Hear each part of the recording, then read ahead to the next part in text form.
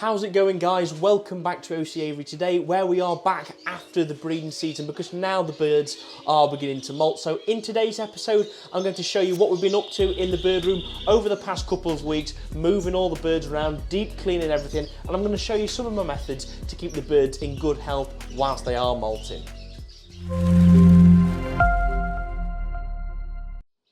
As breeding is now finished, it means that we don't have to keep birds in pairs anymore, and it also means that we can start moving them about and disturbing them a bit more than we obviously would be doing whilst they are breeding. So we've moved them all into groups to molt in, and that means that we had to clean every single cage, every single surface in here. So I've given everything a big deep clean. The flights have all been completely stripped back. We've cleaned everything out of those. They've all been disinfected. The same for all the plastic breeding cages on both walls. And it smells lovely in here. It's lovely and clean environment in here. So let's show you the birds and see how they're getting on. Now, I love it when we've got the flight cages like we have now, where we've got all the dividers out and we've got birds in small flocks, in communal flocks, because it's interesting to see them interacting with each other and see them behaving more naturally when they are interacting with each other in the environment that they're in, which is why I make it really interesting for them. So across the flight cages, we've got all the male redpolls, the male twites in here. We've got the female redpolls and female twites in here. All the young redpolls that we've bred this season down here, and all the young mules that we've bred this season in there. So they're all in nice groups there. They're all in sex delegated groups, obviously not the young birds because they're unsexed at the moment. And we've put all sorts in for them. So we've got some bamboo canes as the sort of the main perches in here across the flights. And then we've got some natural branches as well, because it's always interesting to see them interacting with those. It's really good for their fitness and it's something natural for them. So we've got an apple branch in here and one coming up, the same apple branch up there, we've got a cherry branch over here, same cherry branch down there, and it's just really interesting for them. They really enjoy it like that. It keeps them active, and of course they are acrobatic birds, especially the redpolls. So seeing them hang upside down on the branches as they're ferreting with something is always enjoyable to see. They start to chew on the perches a little bit. Some of them are very similar to crossbills actually, in that they do chew the natural perches, but it's lovely when it is like this for them. We've got them all feeding down below, so it's always interesting to see them sort of foraging as they would in the wild as well. And of course, we've got everything with food and water down here as well. So it just means it's very much easy. And then when I want to access them, I've got these doors to just open and close as we see fit. And I've also hung some millet from the tops of the flight cages for them to mess about with. And they're really enjoying that at the moment.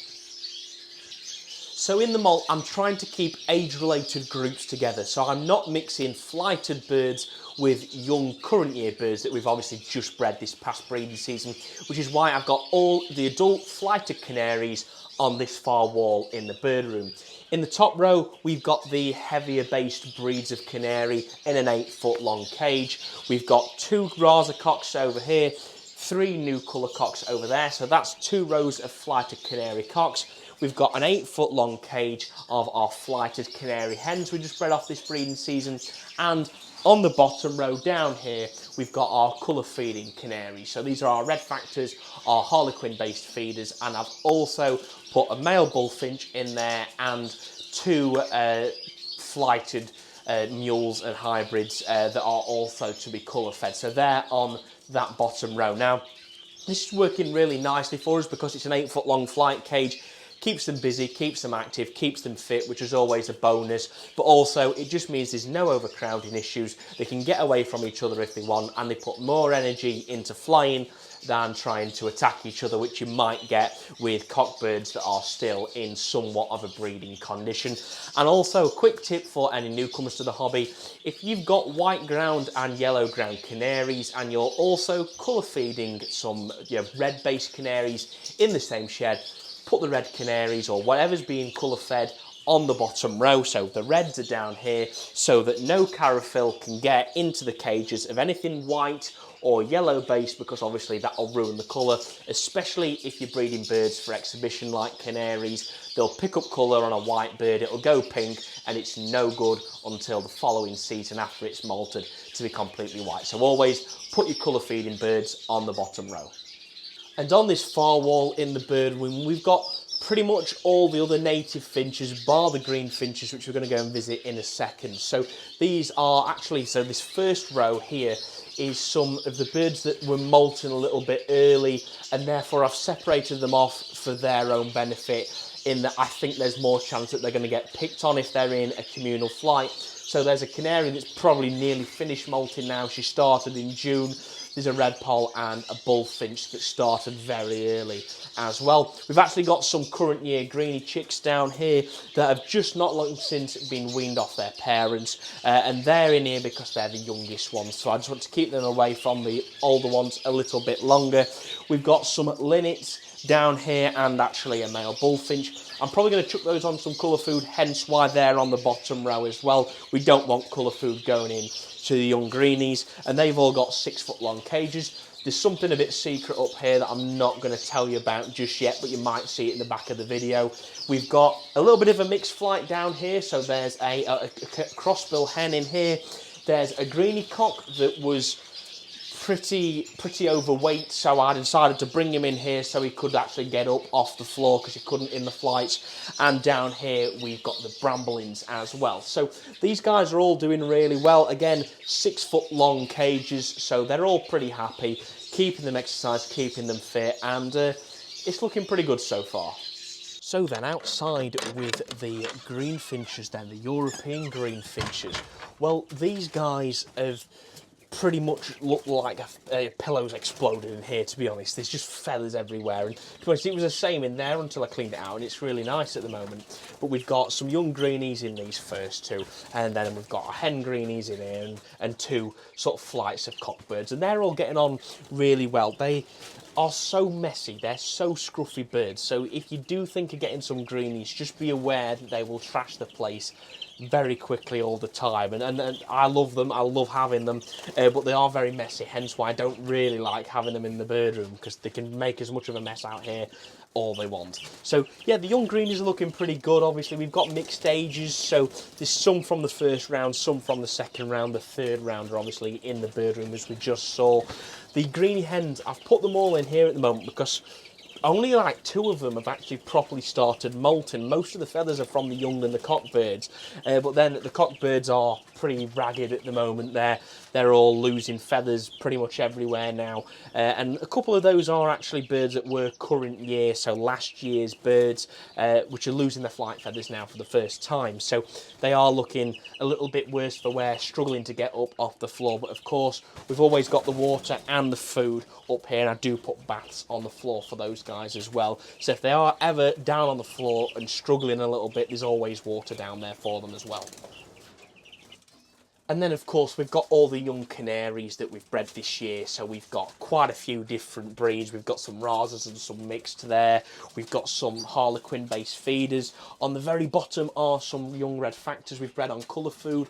And we've got the young North Dutch frills as well. And then we've got a flight underneath that's got loads of things in, all sorts of mixed breeds and young canaries that we've bred this year. Obviously, we've bred 65, but it's fairly clean in here, don't get me wrong. I did it a good clean a few weeks ago, but they absolutely trashed the place, so it does need another deep clean, but I'll get round to it. It's just I'm very thorough with it, and therefore it takes me 2 days to do the main bird room. It'll take me probably at least an afternoon, if not an all-day job, just to do this place to get everything spotless. So let's talk about management in the molt then, because this is what's going to make it as stress-free and as easy on the birds as possible, and will hopefully give you the best results. And it always seems to work quite well for me. It's a method I've developed over the past few years as I've been keeping cage birds like I have natives and canaries, and methods and things that I've learned off other top breeders around the UK and the rest of the world. So this is the major factor when keeping birds. It controls everything in their life, and it's light. It's the main thing to do with everything. It wakes them up in the morning and makes them sing. It tells them when to go to roost. It tells them when it's time to breed and brings them in condition. And it also tells them when to molt. So you have to make sure that lighting is always something you're on top of and you understand. So that's why I've got some big LED bar lights in here that brighten up the whole place. And if I don't have them on, it goes very dark, like it just did, as you can see. Now, it's not too dark so the birds can see, they can drink, they can eat, but it's just darker than it ideally needs to be. It replicates almost the winter light because we don't have the biggest windows and we don't have a ceiling light in here. So that's why I enhance it. So the first thing is reducing the light hours. I've got the lights on a timer. I also have LED strip lights on the bottom aluminium flight cages on the same style timer so they all will go off and come on at the same time. Now I'm going to have it like this for probably a week or two, and then I might turn the lights off like this. And if I have it like this, that'll be interesting because it will be quite dark. My main concern is if it is like this, will the birds, the young birds that have already molted and nearly finished molting, then molt again? And I don't know what the answer to that will be, so I'm currently unsure what I'm going to do there. Ventilation is key when keeping birds because it keeps the air quality good inside your flights and bird rooms, which always promotes the best of health in your birds. And it's a very common problem in poor ventilated bird rooms. There's higher rates of respiratory disease, so always bear that in mind. Now the first thing is that I always make sure I've got good ventilation by having my windows open. So I've got a good row of windows across the front of my bird room that let in plenty of air without creating large drafts that can obviously harm and kill the birds. For security reasons, my good friend Dave, the cage front maker, and you can find his email in the description of this video, made me some massive cage fronts to cover the whole of my windows. So we've got those on the inside, so it means that if I'm in there messing about with birds and one gets out of the cage and starts flying around, it can't fly out, and most importantly, it keeps predators out of here whilst the windows are open. So hawks, cats, rats, and all sorts of things like that can't get inside and harm my birds. So that's really important, and that works really well for me. I've also got a mesh door on the front, so where I've got the main door, when I'm in the day, I can open that up and get the airflow through there as well, whilst it also keeps predators and things like that out of the bird room. And that was made by Sam One Bird Products, DTV plastic and aluminium. So very big thank you to Sam for that. So those are the two main things and main methods I use to keep the ventilation good in there. You can of course put further vents in there, so vents in the far corner to get the airflow through. And you can also get like expel air fans and actual like electric plug-in fans to draw air in or out, and that does work quite nicely as well. Medication and supplements are things that I use in the molt. Now I know some fancies prefer a more natural approach to these things and others are happy to use these man-made things. Now I do a bit of both, and I'm going to talk you through what I do so it gets you a bit of a best of both worlds, if you will. Now the first thing is a coccidiosis medication. Now this is not something that I give routinely to my birds unless they're a greenfinch because they're very prone to coccidiosis. So everything at the beginning of the molt gets a 3-day course of a coccidiosis medication. So what I know it does is it cleans them out of any coccidia, and I'm pretty confident then that as they go into the molt, that's something that won't be bugging them and make them more prone to illness or even killing them. So that's a good thing to start off with, is run them through with a Baycox. That's what I use, and it works quite nicely. The next thing is a multivitamin. So when birds are in the molt, of course, they're losing all their feathers and then regrowing them, replenishing them. So they have a lot more stress on their bodies, a lot higher demand for nutrients, vitamins and things like that, which is why I give mine a vitamin supplement. Now I give mine a liquid vitamin supplement. I get that, mix it into the water, and it works quite well for me. So I give them that 3 days every week. So what I'll do is I'm running them through Baycox now. They'll have a day or two off that, and then I'll give them some vitamins, and that just really helps them replenish their feathers. Now when I have not given them a vitamin supplement, I have had a higher rate of losing young birds, especially when they've not had that. So it is something to bear in mind, is using a vitamin supplement is always a very good thing to have available, and something that will help your birds in the long run throughout the molt. So if you're not a fan of using vitamin supplements, then that's absolutely fine, don't worry about it, but you need to make sure that your birds are getting those vitamins into their bodies to replace the feathers. So that's why I continue with my egg food completely throughout the molt now. Young birds are getting that pretty much every day or every other day because they're not fully weaned on to a hard seed diet, at least some of the younger ones aren't, but also the adult birds 2 to 3 times a week. I'll put some egg food in for those guys, and of course that's packed full of vitamins. That's got all sorts of vegetables in it, it's got the actual crumb as well, and a few other bits in it, which always does it a world of good. The birds absolutely love it, and they're eating that as much as they possibly can when I'm giving it them. And that does a really good job. They really enjoy that and they're taking it readily, so why not? The only thing is I just make sure you don't give them too much because you don't want to put too much weight on them, and equally you want to be making sure that you're not giving it them and it's then going spoiled and going sour or going off, because sometimes the adult birds will wean themselves off it a little bit more and just stop taking it after a while, so just bear that in mind.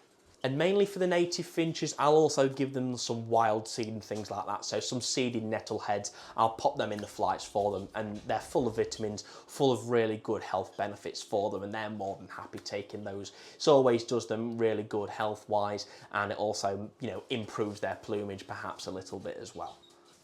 And especially for those flighted hens that have had a busy, physically taxing breeding season, they're drawing calcium out the medullary bone all the time in their bodies to make these lovely eggs that of course bring us new life in the bird room. So they need to make sure that that calcium is restored, their bones are nice, strong and healthy. So in some finger drawers, I put some crushed up eggshell and a little bit of grit, and it does them a world of good, improves their digestion, restores that calcium, and they're well happy with that.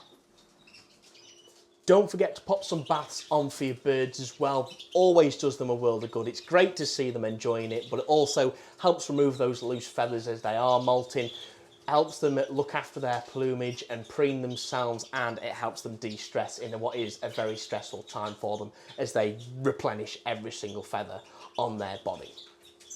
So coming up next week then, we're going to check out some of the young birds that have now finished molting, and by the way, there's some absolutely stunning birds in there, so we're going to get them in some show cages and do the first show cage training of the year with those guys in their first year plumage. So if you'd like to see that video and more from OC Aviary, make sure to subscribe down below so you don't miss any of that. If you've enjoyed today, do smash a like on it, it would be very much appreciated. And make sure to follow us on social media, Instagram and Facebook, for daily updates and behind the scenes footage of all of our birds. Now thank you very much for watching. I'll see you in the next one. Take care.